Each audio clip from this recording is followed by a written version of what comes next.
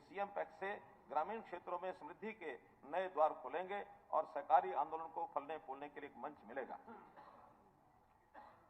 अध्यक्ष महोदय, हमारी ये जो प्राथमिक ग्रामीण ऋषि समिति यानी पैक्स ऋण समितियां पैक्स के माध्यम से किसानों को ऋण दिए जाते हैं। मैं 30 सितंबर 2023 तक लिए गए फसली ऋण पर 31 मई 2024 तक मूलधन का भुगतान करने पर ब्याज व जुर्माने की माफी की घोषणा करता हूं।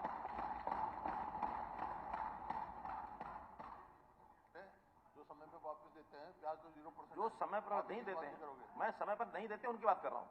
जिनका जो डिफाल्टर हैं उनकी संख्या भी इस समय 5,47,900 किसान हैं, जिनका मूलधन तो 2140 करोड़ रुपया है, लेकिन उनके पर ब्याज और पेनल्टी इस समय बकाया 1739 करोड़ रुपया हो गई है। इनको 1739 करोड़ रुपए की छूट की घोषणा करता हूं। बात कही है, आज एनएसए क्यों लगा दिया शांति प्रिय किसानों पर? आपने आज जो बात हो रही है उस पर चर्चा करेंगे। बजट का सेशन आपने किसानों की बात करें ना, मालूम नहीं, किसानों की बात करें, मुझे मालूम नहीं और क्या सोच रखा आपने, क्या नहीं सोच रखा, लेकिन बजट के बिंदुओं पर बैठे हैं। आप बजट के बिंदुओं पर बात करें हुड्डा जी, बजट का एक नॉर्म्स होते हैं।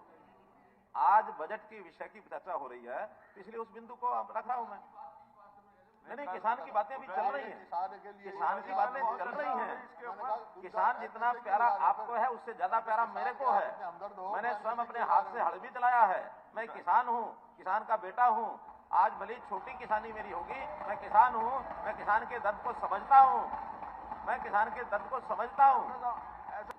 माननीय से जुर्माना भी लगता है, वो जुर्माना और ऋण जो है उसके किसानों की संख्या मैंने बता दी, 5,47,900 किसान हैं और उनका जो कुल मूलधन की राशि 2140 करोड़ रुपया है और उनके ऊपर ब्याज और जुर्माना 1739 करोड़ रुपया है। आज उनको दोबारा से ऋण लेने में कठिनाई आ रही है।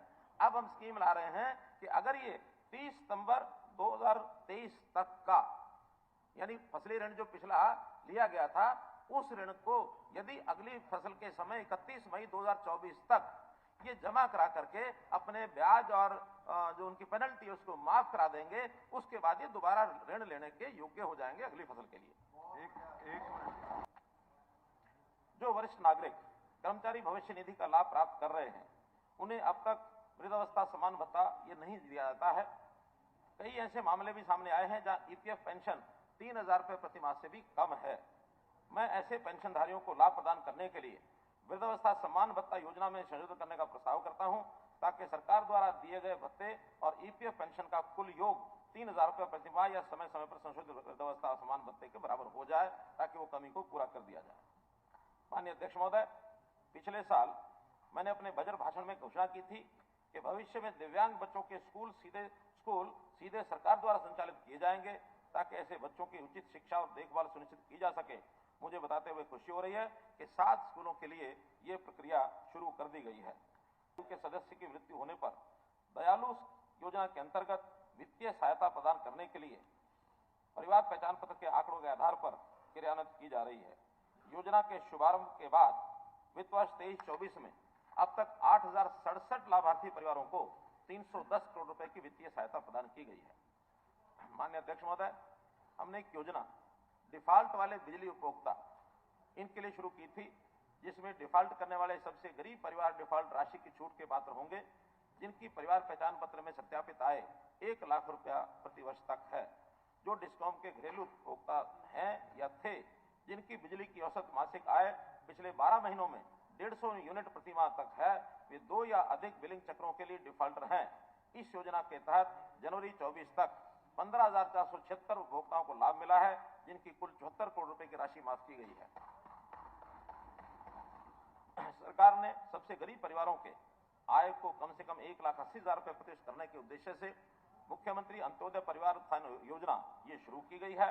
मेले लगाए गए, इसमें 89,000 आवेदन विभागों द्वारा प्रेषित किए गए, 50,000 से अधिक ऋण बैंकों द्वारा स्वीकृत किए गए हैं, जिसमें से 38,568 ऋण ये वितरित किए जा चुके हैं। रोजगार को बढ़ावा देने के लिए हरियाणा कृषि उद्योग निगम द्वारा हरित स्टोर नामक खुदरा दुकानों के रूप में एक अनोखी पहल शुरू की गई है। वर्तमान में 1,050 खुदरा दुकानें खोली गई हैं, 686 दुकानें सरकार द्वारा किए गए मुद्रा ऋण की घोषणा करते हुए खुशी हो रही है, जिसमें गरीब परिवारों को हरियाणा रोडवेज की बसों में सालाना 1000 किलोमीटर तक मुफ्त यात्रा का लाभ दिया जाएगा। इस योजना के तहत मुफ्त यात्रा का लाभ 1 लाख रुपए तक की वार्षिक आय वाले 22.89 लाख परिवारों को मिलेगा, जिनमें लगभग 84 लाख लोग शामिल हैं। लाभार्थियों को हरियाणा रोडवेज बसों में मुफ्त यात्रा करने के लिए ई टिकटिंग प्रणाली से जुड़ा एक स्मार्ट कार्ड जारी किया जाएगा। इस योजना पर लगभग 600 करोड़ रुपया खर्च होने का अनुमान है। चिरायु आयुष्मान भारत प्रधानमंत्री जन आरोग्य योजना का लाभ नवंबर 2022 में गरीबी रेखा से नीचे के सभी परिवारों को प्रदान किया गया है, जिनकी परिवार पहचान पत्र में सत्यापित वार्षिक आय 1.8 लाख रुपए तक है। वर्तमान में 45 लाख से अधिक परिवार आयुष्मान भारत के लाभार्थी हैं। 1.11 करोड़ योजना शुरू की, जिसके तहत मध्यम वर्ग और गरीब परिवार के लोगों के घरों की छतों पर रूफटॉप सौर पैनल स्थापित किए जाएंगे। इससे ये वर्ग पर्याप्त बिजली पैदा करके बिजली के उत्पादन और उपयोगकर्ता दोनों बनेंगे। इनका बिजली का बिल कम होगा। केंद्र सरकार द्वारा 2 किलोवाट के पैनल के लिए 60,000 रुपए की सब्सिडी ये प्रदान की जाएगी। मैं ऐसे 1 लाख गरीब परिवार जिनकी औसत मासिक बिजली खपत 200 यूनिट तक है और जिनकी परिवार पहचान पत्र में वार्षिक आय 1.8 लाख रुपए तक है, के लिए 50,000 रुपए तक की अतिरिक्त सहायता योजना शुरू करने का प्रस्ताव करता हूं।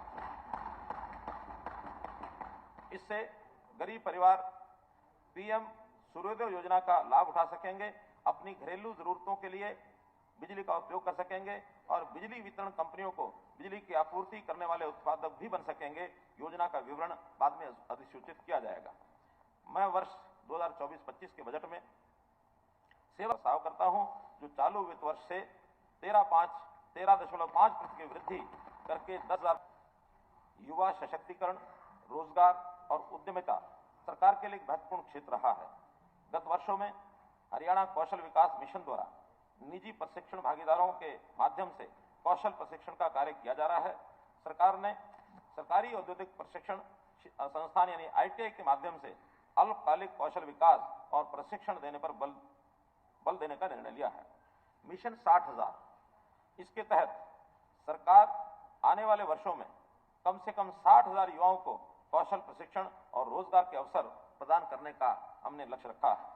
फरवरी 2024 में ठेकेदार सक्षम सेवा युवा योजना शुरू की गई है। ये योजना पंचायती राज संस्थाओं, शहरी स्थानीय निकायों और सरकारी क्षेत्र में 25 लाख रुपए तक के विकास कार्यों के लिए ठेकेदारी के रूप में 10,000 युवाओं की पहचान और प्रशिक्षण के उद्देश्य से शुरू की गई है। श्री विश्वकर्मा कौशल विश्वविद्यालय GST पंजीकरण प्रक्रिया और हरियाणा इंजीनियरिंग वर्ष पोर्टल पर पंजीकरण आदि के लिए 3 महीने का कौशल प्रशिक्षण प्रदान करेगा, ताकि ये युवा प्रशिक्षण पूरा होने पर तुरंत काम प्राप्त कर सकें और दूसरों को भी रोजगार प्रदान कर सकें। अध्यक्ष महोदय, फरवरी 2024 में हमने वन मित्र योजना ये शुरू की है। इस योजना का उद्देश्य आर्थिक रूप से कमजोर वर्गों के 7500 कार्यकर्ताओं के माध्यम से गैर वन भूमि पर वृक्षारोपण गतिविधियों में सामुदायिक भागीदारी को प्रोत्साहित करना है। हर कार्यकर्ता प्रतिवर्ष 1000 पौधों तक के संरक्षण के रूप में 4 वर्ष कार्य करेगा, ताकि वे पौधे पेड़ बन सकें। बदले में उन्हें प्रति पौधा निर्धारित पारिश्रमिक दिया जाएगा। ये योजना युवाओं को रोजगार प्रदान करने के अलावा पर्यावरण स्थिरता में सहायक सिद्ध होगी। ये युवा अपने गांव में जमीन को चिन्हित करके जो सार्वजनिक स्थान है अथवा निजी भूमि पर भी पेड़ लगा सकेंगे, ताकि वृक्षों का उसमें बढ़ावा हो सके। हरियाणा कौशल रोजगार निगम ने लगभग 1.11 लाख सक्रिय कर्मियों को रोल पर लिया है। 18,000 नई नियुक्तियां की हैं, जो नियुक्त कार्यबल से योगदान दे रहे हैं।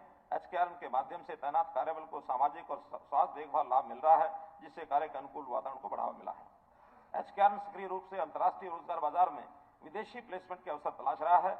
निजी क्षेत्र में भी रोजगार के अवसर प्रदान कर रहा है। जनवरी 24 में इजरायल में निर्माण क्षेत्र में विदेशी प्लेसमेंट के अवसरों को लाभ उठाने के लिए पंजीकृत प्रतिभागियों के लिए प्रशिक्षण कार्यक्रम आयोजित किए गए हैं। यमुनानगर जिले के प्रतापनगर और पंचकुला जिले के कणौली में खोले गए नए राजकीय औद्योगिक प्रशिक्षण संस्थानों में पिछले वर्ष दाखिले शुरू हो गए थे। 6 नए राजकीय ITI का निर्माण कार्य जिला फरीदाबाद के सोहना, सेक्टर 18 सिकरोना, तिगांव, जिला महेंद्र के सेलंग और सतनाली में पूरा हो चुका है। वर्ष 24-25 के दौरान 6 नए ITI तिरसा शिकाय 1.80 लाख रुपए तक है। यह अनुसूचित जाति पिछड़ा वर्ग से संबंधित है। वेंचर कैपिटल फंड उन युवाओं को उद्यमी बनाने में सहायता करेगा जहां परियोजना लागत 5 करोड़ रुपए तक है। ये परियोजना कर 18,580 करते हुए 7,326 अतिरिक्त पद स्वीकृत किए हैं।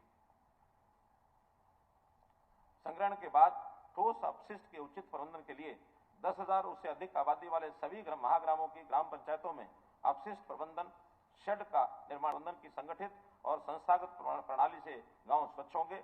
2024-25 में मैं अपशिष्ट प्रबंधन की संस्थागत प्रणाली का उन सभी ग्राम पंचायतों में विस्तार करने का 20 लाख लाभार्थियों के स्वास्थ्य की जांच की गई और 2.56 करोड़ वार्षिक आय 1,80,000 रुपए से 3 लाख रुपए तक थी।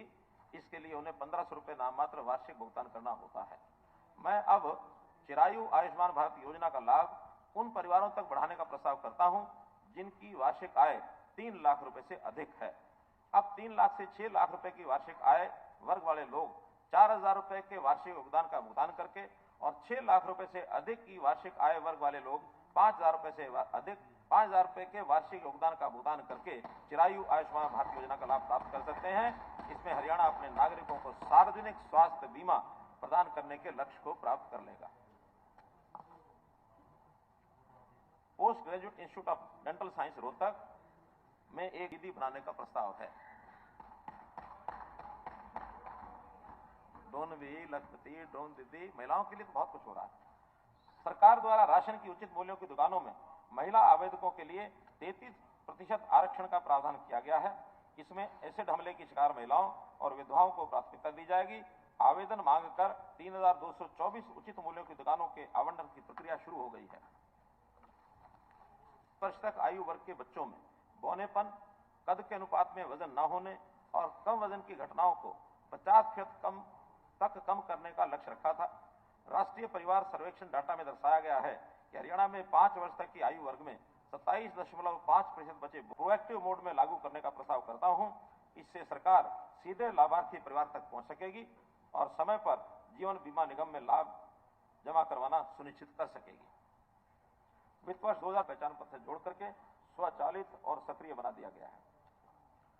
हरियाणा भवन एवं अन्य निर्माण सनिर्माण श्रमिक कल्याण बोर्ड वित्त वर्ष 2023-24 के दौरान 85,000 लाभार्थियों के लिए 250 करोड़ रुपए खर्च किए गए। किसी ब्याज के क्रेडिट गारंटी के साथ 45,000 रुपए की राशि या इलेक्ट्रिक स्कूटर की वास्तविक एक्स शोरूम कीमत जो भी कम हो के लिए ऋण के साथ 5,000 रुपए की सब्सिडी प्रदान की जाएगी।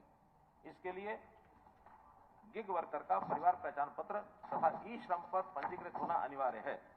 वह ऐसे परिवारों से हो जिनकी वार्षिक आय 1,80,000 रुपए तक है। योजना का विवरण श्रम विभाग द्वारा अधिसूचित किया जाएगा। मैं वित्त वर्ष 24-25 के बजट में श्रम क्षेत्र के लिए 92.83 करोड़ रुपए आवंटित करने का प्रस्ताव करता हूं, जो चालू वर्ष के 86.71 करोड़ के तक 10 और गांव में सीवरेज सुविधा चालू होने की संभावना है। शेष सभी 119 गांव में भी वर्ष 2027 तक चरणबद्ध तरीके से काम चालू होने की संभावना है। 85 शहरों में 2 वाट तक घरेलू कनेक्टेड लोड वाले टैरिफ श्रेणी 1 के उपभोक्ताओं के लिए MMC को खत्म करने का प्रस्ताव करता हूं। इस कदम से सबसे गरीब परिवारों को लगभग 180 करोड़ रुपए की वार्षिक राहत मिलेगी। गांव में फिरनियों से 3 किलोमीटर की दूरी तक स्थित डेरों और ढाणियों में बिजली कनेक्शन जारी किए जा रहे हैं।